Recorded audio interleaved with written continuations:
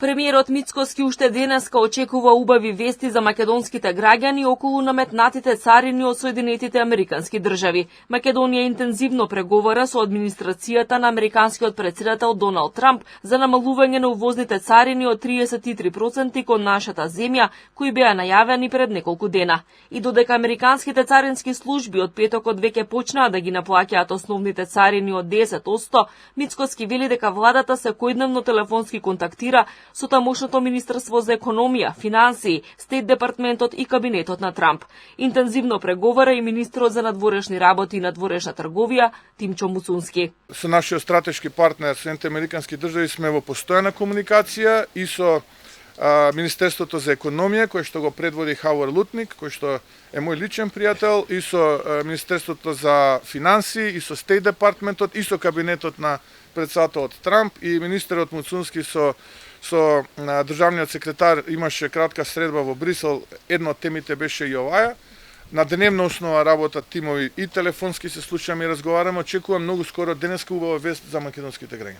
Предходно Мицкоски во интервју за телевизија Алфа изјави дека воведените царини од 33% на производите кои од Македонија се извезуваат во САД биле очекувани, бидејќи тоа било најавено уште при инаугурацијата на Доналд Трамп. Премиерот објасни дека владата ќе продолжи со преговори за можноста за потпишување на договор за слободна трговија со САД, што би го зајакнало стратешкото партнерство помеѓу двете земји. Експертите пак коментираа дека одлуката на САД е покрената од економски, а не политички причини и дека се базира единствено на трговската размена, односно на дефицитот кој САД го има со нас. Директните последици врз државава ќе бидат мали, но индиректните поради нашата изложеност на европската економија не се за занемарување. Инаку што се однесува на европскиот одговор на царините на САД, земјите членки ќе се обидат да презентираат заеднички унифициран став. Засега Франција и Германија бараат остри контрамерки за увоз од САД во вредност од 25,5 милиарди евра, со што Европската унија ќе им се придружи на Кина и Канада во наметнување контратарифи против САД.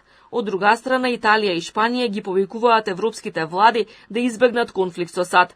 Европскиот блок се соочува со увозни царини од 25% за челик, алуминиум и автомобили, како и реципрочни царини од 20% за речиси сите други стоки од среда.